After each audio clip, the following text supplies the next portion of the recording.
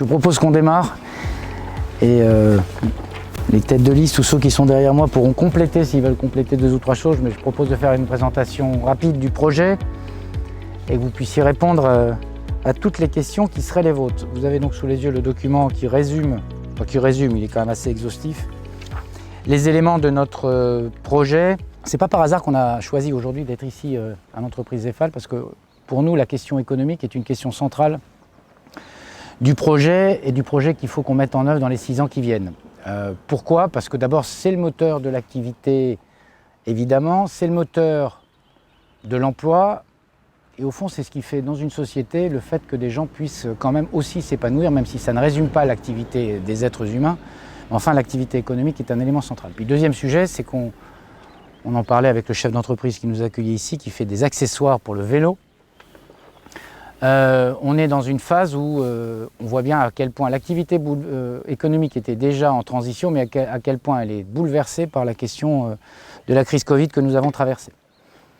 Et il nous semble que ça doit être symboliquement, et plus que symboliquement, un axe majeur de la politique régionale, ce d'autant que c'est une des politiques centrales de la région, et que l'activité économique, c'est à la fois les aides aux entreprises qu'on fait pour elles, c'est l'innovation et la recherche, mais c'est aussi les questions de mobilité, c'est aussi les questions de formation, c'est la question des services et c'est la question de l'attractivité.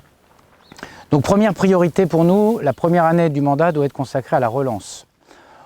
Pourquoi ? Parce qu'on a un certain nombre de secteurs qui ont vu s'accélérer des processus de transformation et on a un certain nombre de secteurs qui sont en difficulté du fait de la crise. Parfois ça avait commencé avant, mais c'est accéléré parfois au gré de la crise. Première idée simple, c'est l'idée de mettre en place un fonds souverain régional qui serait alimenté à la fois par la région, mais aussi par l'épargne volontaire des citoyens. Moi, je sens chez beaucoup de citoyens de la région comme d'ailleurs, l'envie de s'impliquer, de faire la promotion et d'aider les entreprises locales. Et donc l'idée, c'est ce fonds de 300 millions d'euros sur la durée du mandat qu'ils viennent abonder soit des prêts, soit des garanties, soit des prises de participation dans les PME et les TPE. C'est une façon pour les citoyens, il y a d'autres manières de l'être, je parlerai des engagements associatifs, mais c'est une manière pour les citoyens d'être au cœur de la transformation et d'y participer. Donc je trouve que ça a plusieurs vertus, y compris celle-là évidemment. L'idée étant effectivement de flécher ce fonds sur les entreprises en transformation. Je pense au numérique, je pense à l'énergétique. Je pense à l'écologie globalement et peut-être que vous aurez des questions là-dessus. Deuxième point, c'est de soutenir notre commerce et notre artisanat. Il y a des secteurs qui sont plus ou moins touchés par la crise, il y en a qui sont en grande transformation. Je pense évidemment à notre hôtellerie-restauration avec, au fur et à mesure des visites, on voit bien les risques, on en parlait avec Perico l'autre jour, des risques chez les restaurateurs qui sont ceux de la reprise et qui sont ceux de la transformation des métiers et qui sont ceux du problème de formation et de ressources humaines, parce qu'on a un certain nombre de restaurateurs qui nous disent on pourrait reprendre, mais on a un sujet, au fond, de mobilisation de l'emploi et de faire en sorte que des gens viennent retravailler dans les métiers de la restauration. Ça nous paraît un élément très important. Et globalement, j'étais ce matin avec les responsables des chambres de métiers de la région Centre, la question de l'installation-reprise, une installation ou une reprise, c'est les deux à la fois d'ailleurs, d'une entreprise artisanale, ça ne s'invente pas 6 mois avant. Et au travers du fonds dont je viens de parler, ça permettrait sans doute d'anticiper mieux les choses et de faire en sorte que pour chaque entreprise qui existe, il y a 50% des entreprises artisanales qui vont être reprises dans les 10 ans qui viennent.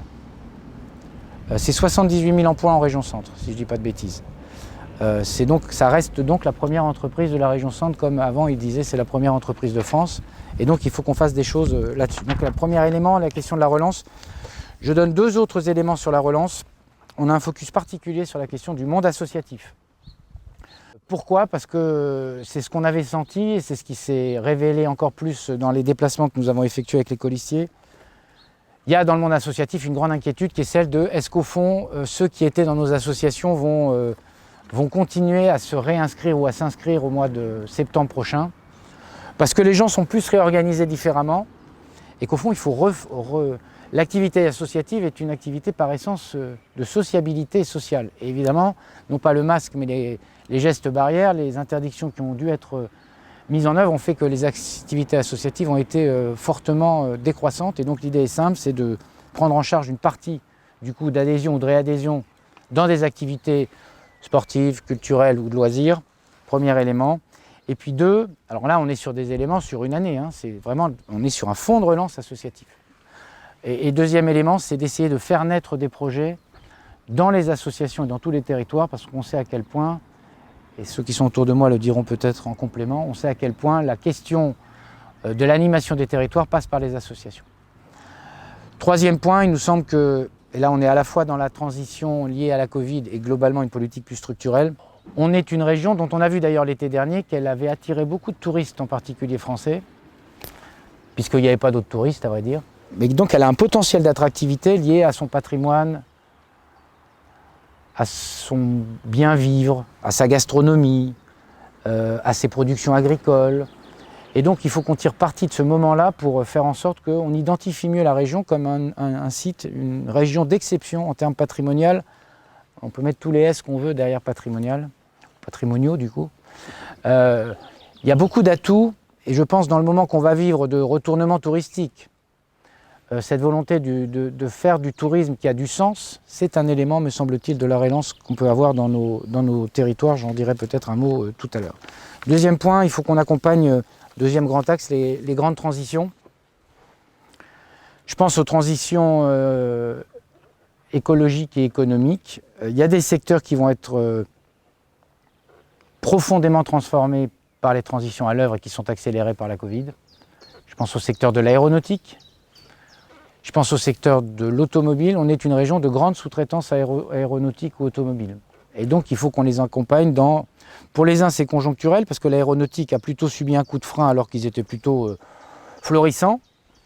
Mais donc, il y a quand même besoin conjoncturellement de les aider, de les appuyer, de les orienter, de regarder dans la sous-traitance, qui peut être une forme de diversification. Puis, plus structurel, je pense évidemment à l'automobile, puisque là, c'est une question de motorisation. Il faut qu'on accompagne... Et ça se fait à grande vitesse. Moi, je vois le site de Delphi à Blois, ils étaient sur du diesel, ils sont passés à l'essence, ils sont en train de travailler déjà sur l'hydrogène. Ça veut dire qu'il faut qu'on travaille sur cette question-là, il me semble que c'est un élément très important. J'ajoute que pour moi, sur les questions de transition écologique, il y a deux sujets. Pour nous, il y a deux sujets. Il y a la transition énergétique, c'est quoi? C'est la décarbonation. La priorité absolue, c'est la décarbonation de notre économie et globalement de notre société. Et donc, il faut qu'on pousse les feux sur toutes les énergies renouvelables. Je pense en particulier à la biomasse, au solaire, à la méthanisation et évidemment à l'hydrogène. Et il faut qu'on assume le fait que nous soyons dans ce département comme dans quatre autres de la région, un site de production nucléaire. Le nucléaire fait partie du mix énergétique dont on a besoin pour assumer la décarbonation. Et ceux qui vous expliquent qu'ils font du 100% renouvelable racontent des sornettes parce que ça n'existera pas, en tout cas pas dans ce mandat, ni dans le suivant, ni dans le suivant. Donc déjà, commençons à décarboner, parce que le sujet principal, c'est la question, me semble-t-il, de la décarbonation. Troisième sujet, qui est d'impact différent sur la question écologique, même si c'est dans une moindre mesure et c'est corollaire, deuxième sujet, c'est la question des déchets.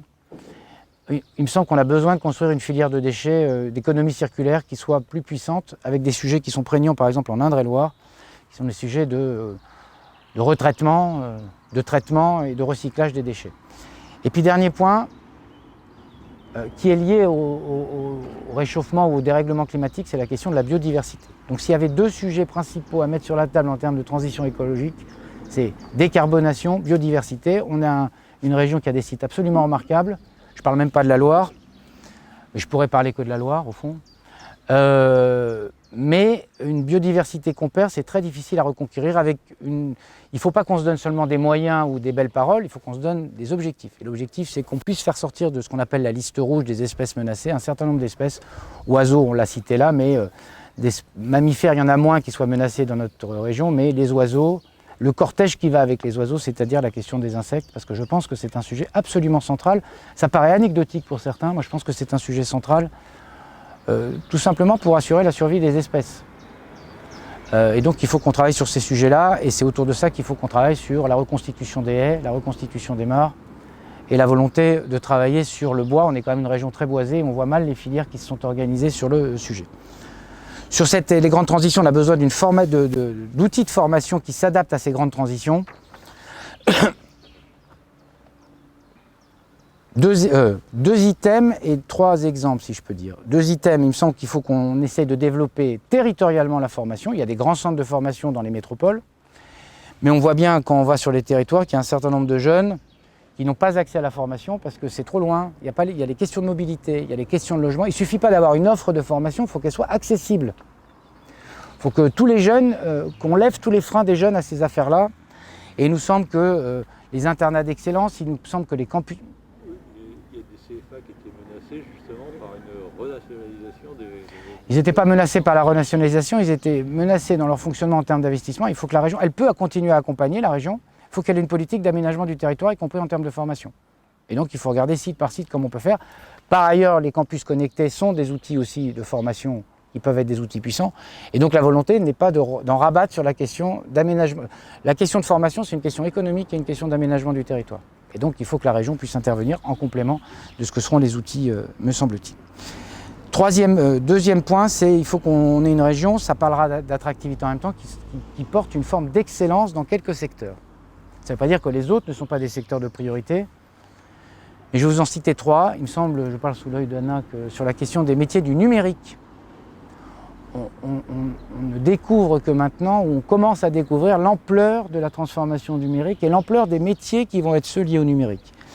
Numérique dans les entreprises, numérique sur de nouveaux champs économiques.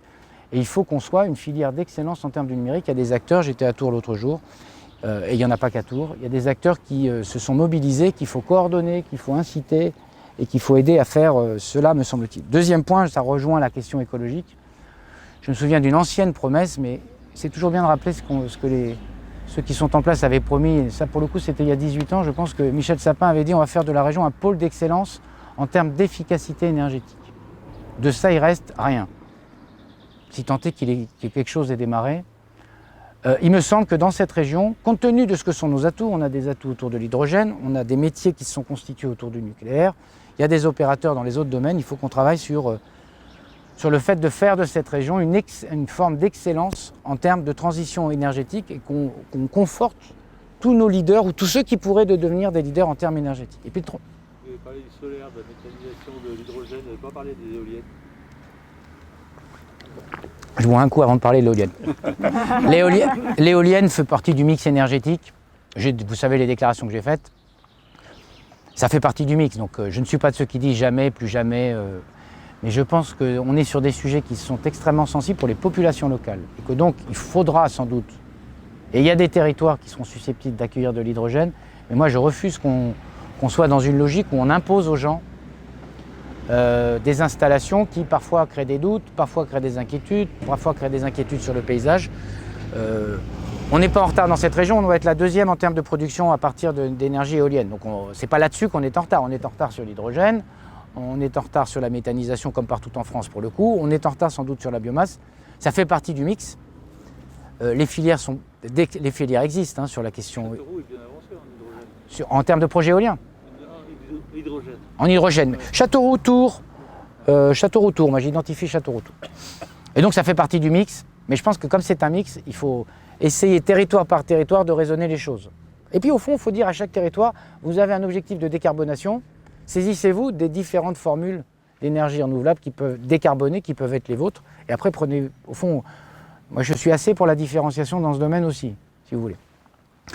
Donc deuxième sujet, je disais, excellence en termes énergétiques, et j'y ajoute un point, presque un addendum, mais qui pourrait faire partie d'une excellence. Nous sommes une terre d'inventeurs, de bâtisseurs et d'architectes. On est au devant de profondes transformations dans les questions de construction, d'habitat et de matériaux.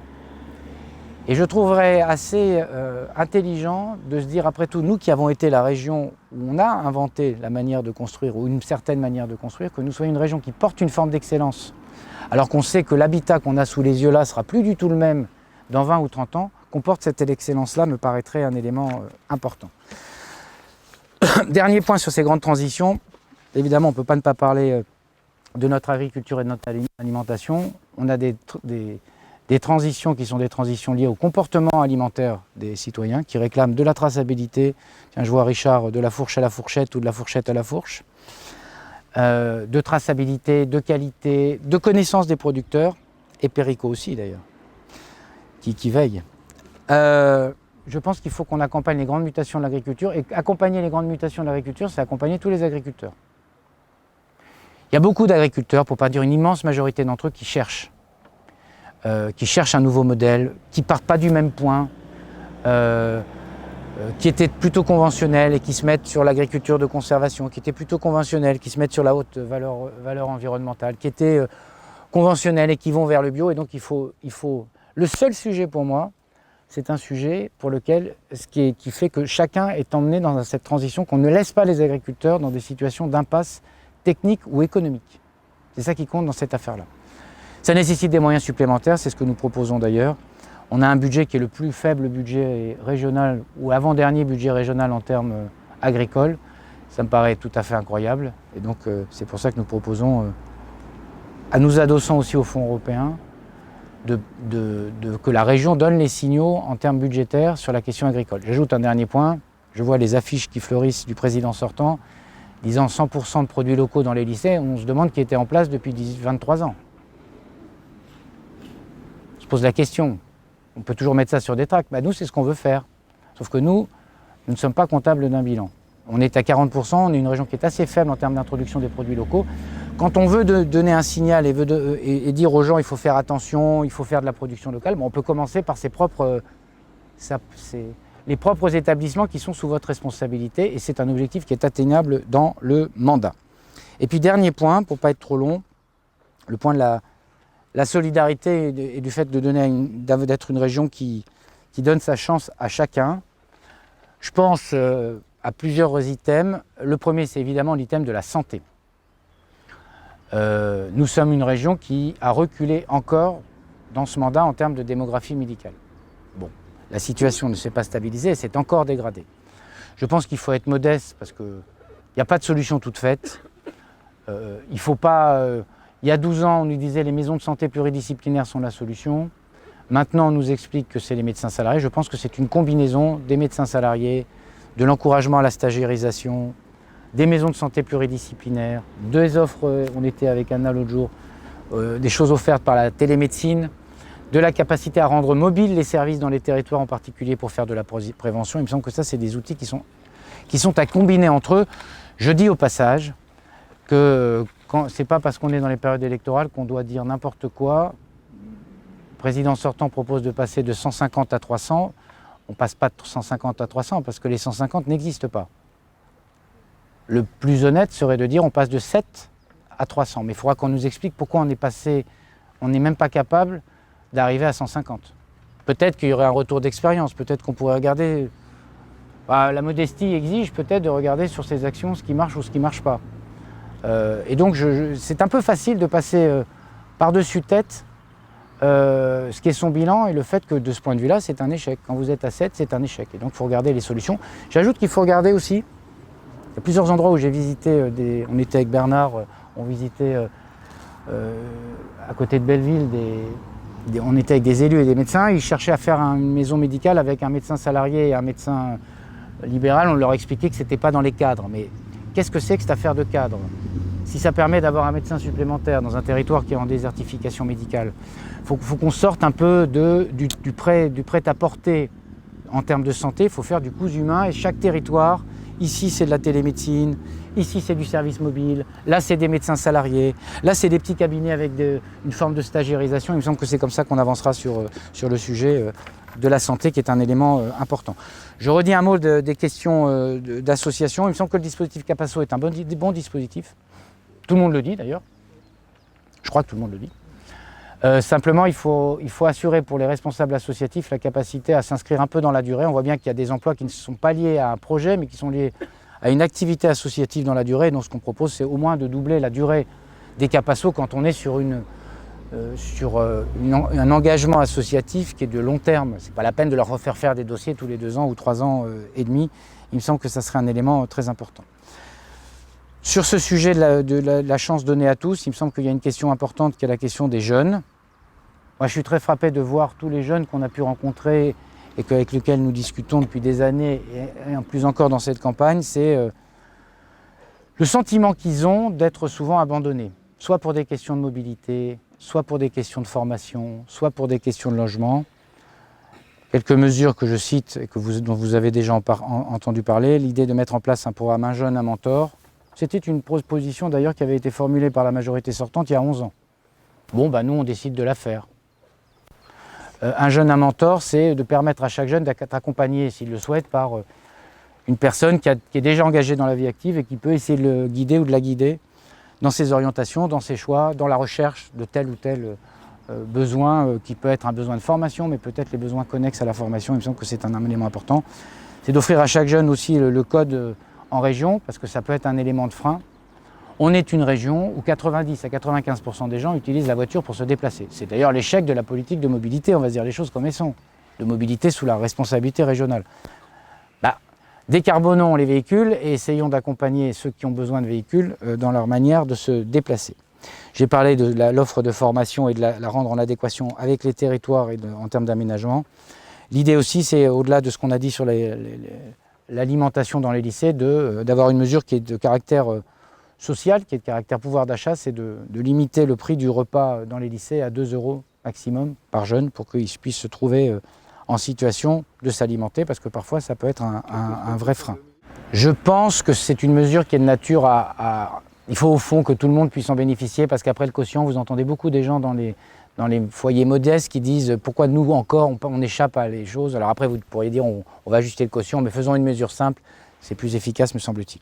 Et puis dernier élément, il me semble qu'il y a beaucoup de concurrents qui parlent des questions de sécurité. C'est une question qui existe dans la société française, que chacun s'occupe de ses responsabilités, l'État a les siennes. Je ne vous ferai pas la litanie des nombres de postes qui ont été créés dans les commissariats et les gendarmeries, ce qui ne s'était pas vu depuis 15 ou 20 ans. Ça, c'est cette majorité qui l'a fait. On peut lui mettre ça à son crédit. C'est du temps long, parce que c'est du temps long. 2, les questions de sécurité dépendent aussi beaucoup des collectivités locales, en tout cas je pense au bloc communal, commune ou intercommunalité. Et il y a des coopérations qui sont en train de se nouer, qui sont plutôt de bonne facture. 3, la région a une part à jouer, à la fois sur les établissements ou les services qu'elle développe, services de transport, les établissements lycéens. Et là, il me semble que dans ce domaine-là, on peut, par la visiosurveillance, essayer de travailler. Et puis, le lycée est un lieu de socialisation ou de sociabilisation.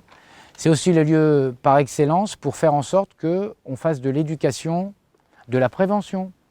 C'est des lieux où se développent de plus en plus, comme dans d'autres malheureusement, les questions de violence. Et il me semble que la région, là, dans ses compétences, pourrait œuvrer dans la chaîne. Il faut que la région œuvre en termes de sécurité dans ce qu'elle a comme part de la chaîne. Et tout le monde a une part de la chaîne. Et donc il me semble que là-dedans, elle pourrait travailler. Enfin, 2 points complémentaires, la question des mobilités. Nous sommes à Jargeau, je ne vous reparle pas du Châteauneuf-Orléans. À vrai dire, la question n'est pas principalement une question tarifaire, même s'il faut ajuster des tarifs. C'est très bien de dire on va faire la gratuité pour les 18-26 ans, mais le jeune garçon qui est à Marche Noire, ça lui change rien, la gratuité des transports. Parce qu'il n'a pas de transport. Et je pourrais vous multiplier par des dizaines, il y a 1800 ou 1700 communes, combien de jeunes bénéficieront d'une mesure comme celle-là quand vous n'avez pas d'offre de transport. La question, c'est de densifier l'offre. Il y a des comment dirais-je, il y a des dessertes sur lesquelles il faut qu'on avance. On a parlé du Châteauneuf Orléans, parce que ça fait trop longtemps que ça dure et maintenant il faut trouver des solutions. Il y a des solutions qui... Comment ? Sur cette ligne, il n'y a pas eu de déclaration d'utilité publique. L'État a refusé. Non, l'État n'a pas refusé. L'État a refusé compte tenu du fait que la région avait décidé de se désengager. Il faut quand même remettre les choses dans l'ordre. On pourra, Richard les a d'ailleurs, les éléments du préfet Falcon. J'en ai un peu assez qu'à chaque fois, ça ne soit jamais de sa faute. Quand ça va bien, c'est grâce à soi, et quand ça ne va pas, c'est toujours la faute des autres. Sur la ligne Châteauneuf-Orléans, il y a une volonté de la région, mais qu'elle l'assume. De même que sur Chartres-Orléans, qui est promis, c'est une desserte qui est promise depuis 25 ans, on est en train d'enterrer définitivement le projet. Châteauneuf, on est en bonne voie. Donc il faut que chacun prenne ses responsabilités. Je vous assure que la puissance de feu d'un président de conseil régional, s'il la veut, il l'aura. Donc il faut la vouloir. 2, je pourrais multiplier, donc Chartres-Orléans, Châteauneuf-Orléans, je pourrais parler de Tourloche-Châteauroux, parce que c'est aussi ça la desserte sur laquelle on a pris beaucoup de retard et sur lequel il faut accélérer. Premier élément. 2, il faut densifier l'offre, et je pense qu'il y a les rails, il n'y a pas que le rail. La région a fait tout un processus de découragement pour que les intercommunalités ne prennent pas une partie de la compétence de transport. Et il me semble que c'est au niveau des intercommunalités, en soutien avec la région, de la région, qu'on pourrait développer une offre. Ici, c'est du transport à la demande. Là, c'est des services de car avec du cadencement. Si vous voulez, un car qui passe le matin à 7 h et le soir à 19 h, ça ou rien, c'est pareil. Hein. Ça marche si jamais vous avez du cadencement, si vous avez de la régularité, si vous avez des bus à haut niveau de service. Et là, les gens les prendront. Il y a des régions qui l'ont fait. Je pense à l'Occitanie, je pense à la Nouvelle-Aquitaine, hein, pour être très honnête. Il me semble que c'est la même obédience que le président sortant. Donc c'est possible quand on veut. Mais il ne faut pas être sur ces certitudes. On a besoin de densifier l'offre sur ces questions de mobilité, me semble-t-il.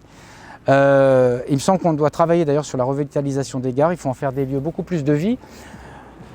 La loi d'orientation des mobilités donne la possibilité aux régions de se saisir de la question des gares et de leur amélioration pour en faire des lieux où les gens ne sont pas dans les courants d'air, mais les gens peuvent... Ici, il y a des expériences qui sont en cours d'ailleurs dans des gares où on en fait un lieu, une épicerie, un bar, et qu'on ait un multiservice dans les gares qui leur permet de vivre. Comment ? Au moins encore un distributeur de billets. Oui, mais ça fait partie de l'offre de service. Encore faut-il qu'on ne sait... Ça disparaît dans certaines... Oui, alors le guichetier et le distributeur de billets. Mais après tout, on a fait les points relais poste, ça a paru être une grande révolution. Et au fond, la poste a fait sa mue, et elle fait de la poste et autre chose que de la poste. Et il me semble que dans les gares, on pourrait faire de la distribution de billets et autre chose que du billet, plutôt que d'avoir un guichetier qui est là 1 heure par jour, et au fond, qui n'est pas là quand les gens auraient besoin d'avoir des billets. Il me semble que ça pourrait être un élément important. J'ajoute dans cette affaire des mobilités, alors ce n'est pas la mobilité régionale. Non, j'ajoute 2 choses sur la mobilité. La première, c'est que c'est incroyable comme cette région est construite en termes de mobilité ferroviaire pour faire sortir les gens de la région et pas les faire rester dans la région. J'entendais qu'on se félicitait dans l'exécutif sortant du Tour Chartres. 3h05. Ça sert à qui ça ? Ça s'appelle un train touristique, ça. C'est pas un train du quotidien. 3h05. Ou alors il faut être sur une autre planète. Donc on a besoin de densifier l'offre intra-régionale. Parce qu'il ne faut pas s'étonner après que certains départements, l'Eure-et-Loire ou d'autres, disent bah, « moi j'ai pas l'impression vraiment d'être en région », ou que dans le Berry on dise pour aller à Orléans c'est quand même un peu compliqué, ou pour aller à Chartres, à Châteauroux-Chartres c'est un défi, c'est une affaire de, comment dirais-je, d'aventurier en fait. Non mais, et vous verrez, il n'y a pas beaucoup de régions qui sont dans cette situation-là, donc on a un problème. Et donc il faut densifier et la faire intra-régionale, et puis tenir compte aussi des situations particulières de ceux qui sont dans les franges et qui ont besoin d'avoir des services plus mobiles. Ça nécessitera un dialogue avec la région Île-de-France en particulier pour ce qui est des franges franciliennes. Voilà ce que je voulais dire. Évidemment les mobilités douces, mais j'en ai parlé tout à l'heure, donc je ne reviens pas dessus. Et puis une région qui soit attentive aux uns et aux autres, qui soit inclusive. Je le dis sous l'œil de Sonia. La question de l'inclusion étant une question de l'inclusion des personnes en situation de handicap. Qu'est-ce qu'on fait dans les services pour accélérer les processus d'accès de ces publics dans ces services? Qu'est-ce qu'on fait pour favoriser l'inclusion dans les entreprises? Qu'est-ce qu'on fait en termes de sensibilisation? Et le lycée peut être un lieu. La culture peut être, et Sonia en parlera 10 fois mieux que moi, la culture peut être un moyen d'inclure, de faire comprendre, de sensibiliser. Et puis l'inclusion, c'est les personnes handicapées et les autres. C'est tous ceux qui ont le sentiment d'être toujours à l'écart de la société. C'est les personnes âgées, comment on fait en sorte d'améliorer les services. C'est le numérique. Il y a un certain nombre de gens qui se sentent totalement exclus du numérique. Et ce n'est pas une question générationnelle. Ce serait une erreur de penser que le temps passant, les exclus du numérique ne seront pas nombreux. Et donc ça, on a un travail à faire. Et puis il y a la question de l'accès au logement. De supprimer la politique qui était une politique utile, qui était la politique de cœur de village, qui permettait de construire des logements à caractère social dans toutes les communes de la région centre. Bah, il faut la renouer parce qu'on a besoin de logements sociaux aussi dans les territoires moins urbains, moins denses. Je finis avec 2 points. Le premier, c'est la question du rayonnement et de l'attractivité. Je vous ai donné des éléments. Quand on essaie d'être meilleur sur 2, 3, 4 filières, on fait de l'attractivité. Quand on assure une mobilité pour tous à l'intérieur de la région, on fait de l'attractivité. Quand on décide de suivre les jeunes dans tout leur parcours, on leur donne qu'une envie, c'est de rester et pas de partir. Or, c'est plutôt ça la réalité de la région Centre-Val de Loire. Donc la question de l'attractivité, et il faut porter des emblèmes et des excellences dans ce domaine, et c'est un élément important parce que l'attractivité, c'est un élément du développement économique. du développement touristique, mais pas que du développement touristique. Il me semble qu'on pourrait travailler sur ce point-là. Et puis dernier point, la question de la gouvernance. Je suis frappé de voir le nombre d'acteurs économiques, d'acteurs associatifs, d'acteurs de collectivités qui auraient du mal à vous lister la moitié, même le quart de la moitié des vice-présidents en charge des politiques de la région. On a besoin de réhumaniser le rapport de la région avec les citoyens de la région centre, de redonner un visage à l'exécutif régional. Que vous ayez des vice-présidents qu'on voit sur les territoires, et pas seulement au moment électoral. Or, on a un sujet partout. On a vécu une crise très grave et il y a un certain nombre de gens qui vous disent « je n'ai jamais vu le vice-président ». Quand je dis un certain nombre, c'est un nombre certain. J'ai connu une époque où on avait des vice-présidents qui étaient très identifiés. Madame Mialot, elle était très identifiée sur les questions économiques. Et vous parliez aux agriculteurs, aux artisans, aux industriels, on parlait d'elle. Vous savez qui c'était? Parce qu'elle était sur le terrain, elle s'occupait des dossiers. Elle ne s'occupait pas des dossiers dans un bureau, elle s'occupait des dossiers. On a besoin d'avoir des élus qui soient plus proches. Et donc l'équipe que je constitue vise à porter cette exigence, parce que c'est très bien de parler, on a parlé 2 secondes de participation citoyenne. La participation citoyenne, elle a un sens quand ceux qui sont issus de la démocratie représentative, ils sont sur les territoires, ils s'occupent des dossiers. On a quand même le sentiment qu'il y a une espèce de déconnexion qui fait qu'on ne mène pas la politique que les gens attendent sur les territoires. Et à partir de là, il ne faut pas s'étonner que les gens soient dans la colère et expriment dans leur vote la colère, ou soit dans l'abstention en disant de toute façon on ne sait pas à quoi ils servent, puisqu'ils ne les ont pas vus. Et d'ailleurs, vous voyez bien, tous les gens, tous ceux qui font campagne, sans doute y compris l'exécutif, doivent découvrir à quel point les citoyens ne savent pas du tout ce que fait la région. Voilà. Bah, c'est quand même une question. Les gens savent ce que fait la commune. Hein. Ils ne savent pas ce que c'est l'intercommunalité. Comment? Ils ne savent pas ce que c'est l'intercommunalité. Non. Mais là aussi, il y a un travail d'explication à faire. La politique, c'est une affaire d'ambition et une affaire de volonté.